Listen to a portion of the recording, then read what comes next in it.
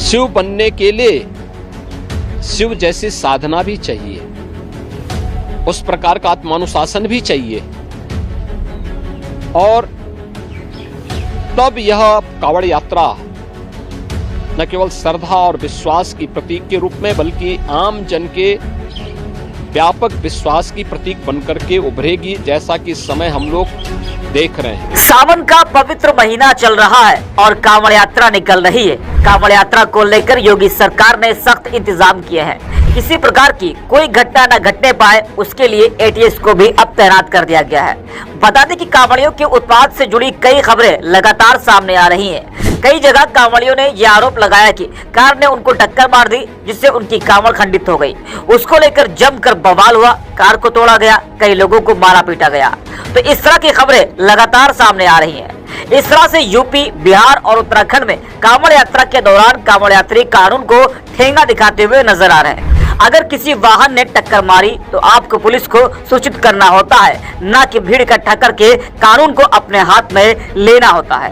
Auto, गाड़ियां और restaurant को तोड़ा जा रहा है, साथ ही लोगों की पिटाई की जा रही है। अब ये वीडियो आप देखिए, दिल्ली मेरठ रोड पर कांवड़ियों के उत्पात मचाने का ये वीडियो सामने आया है। दरअसल कांवड़ियों ने पुलिस की गाड़ी के साथ तोड़फोड़ की। यह मनन धाम के पास दुहाई की घटना है। वीडियो में देखा जा सकता है कि सड़क पर कई कांवड़ यात्री खड़े हैं, उनमें से कुछ लाठी डंडों से पुलिस की गाड़ी पर लगातार अटैक कर रहे हैं। गाड़ी को पलट दिया गया, जमकर गाड़ी में तोड़फोड़ की गई है।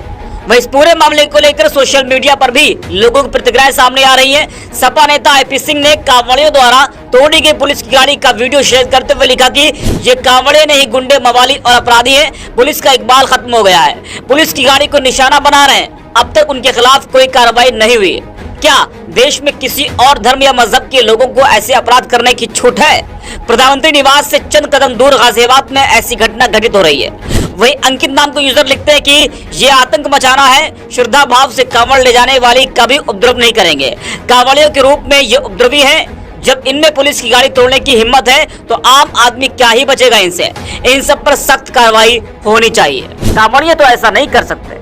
प्रदेश के मुखिया कानून व्यवस्था दुरुस्त करने में लगे हैं, लेकिन कुछ लोगों की वजह से कानून व्यवस्था चौपट हो रही है और बदनाम सभी कांवड़िए हो रहे हैं। वो कहते हैं ना कि एक मछली पूरे तालाब को गंदा करती है, तो वही हाल है। अब लगातार हो रही कांवड़ियों के साथ घटना और उत्पात के बीच मुख्यमंत्री योगी आदित्यनाथ ने भी एक बड़ा बयान दिया है, जो कांवड़ियों के उत्पात से और उन घटनाओं से जोड़कर देखा जा रहा है। योगी आदित्यनाथ ने आत्म अनुशासन की नसीहत देते हुए कहा कि शिव बनने के लिए शिव जैसी साधना भी चाहिए। जो हम कर रहे हैं उस प्रक्रिया में लीन होना पड़ेगा। योगी ने क्या कुछ कहा है, जरा आप भी सुनिए। देवाधिदेव महादेव का पावन मास श्रावण मास प्रारंभ हो चुका है। श्रावण मास की कांवड़ यात्रा जग विख्यात है। पूरे देश के अंदर और खास तौर पर उत्तर भारत में इस दौरान शिव भक्त महादेव के अनुष्ठान में लीन होकर के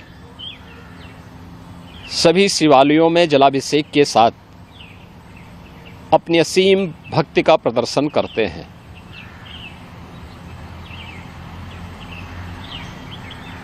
केंद्र और राज्य शासन ने मिलकर के श्रद्धालु जनों की सुरक्षा, उनकी सुविधा, उनकी सुगम और सुरक्षित यात्रा के लिए अनेक प्रबंध किए हैं।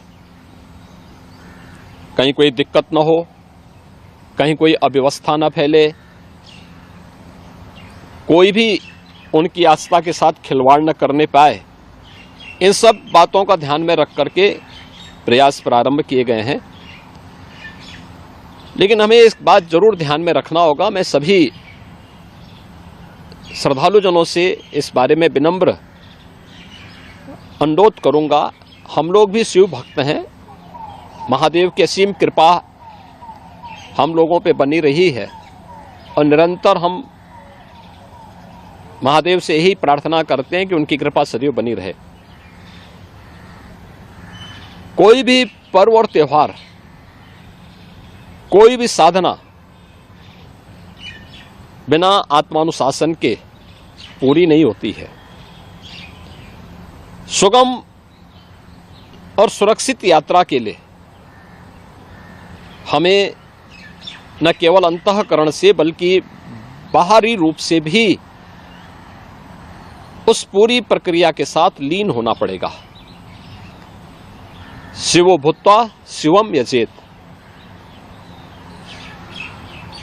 शिव बनने के लिए शिव जैसी साधना भी चाहिए, उस प्रकार का आत्मानुशासन भी चाहिए, और तब यह कावड़ यात्रा न केवल श्रद्धा और विश्वास की प्रतीक के रूप में बल्कि आम जन के व्यापक विश्वास की प्रतीक बनकर के उभरेगी। जैसा कि इस समय हम लोग देख रहे हैं माहौल कि असीम श्रद्धा भाव के साथ जनता जनार्दन समाज के अलग अलग तबके के लोग उनकी सेवा के लिए तत्परता के साथ कार्य कर रही है। और सरकार ने भी अपने स्तर पर न केवल बेहतरीन पेट्रोलिंग के माध्यम से, स्वच्छता के माध्यम से, स्वास्थ्य की व्यवस्था के माध्यम से शिविर लगा करके भी अनेक प्रयास प्रारंभ किए हैं, और आवश्यकता अनुसार ड्रोन और हेलीकॉप्टर से निगरानी और पुष्प वर्षा की व्यवस्था भी इसके लिए की है। मैं सभी शिव भक्तों से अपील करूंगा कि देवादेव महादेव की ये कृपा हम पर बनी रहे। हम व्यवस्था के साथ जोड़ करके इस पूरी यात्रा का न केवल आनंद लें बल्कि पूरी श्रद्धा और विश्वास के साथ आत्मानुशासन का परिचय देते हुए इस पावन श्रावण मास के कावड़ यात्रा कार्यक्रम को सफलतापूर्वक आगे बढ़ाने में अपना योगदान दें। आप सबकी सुगम सुरक्षित यात्रा के लिए मेरी मंगलमय शुभकामनाएं हैं। हमसे जुड़े रहने के लिए हमारे YouTube चैनल को सब्सक्राइब करें और नई वीडियो की नोटिफिकेशन के लिए बेल आइकॉन को दबाएं। अगर आप ये वीडियो Facebook पर देख रहे हैं तो लाइक जरूर करें और ज्यादा से ज्यादा शेयर करें। धन्यवाद।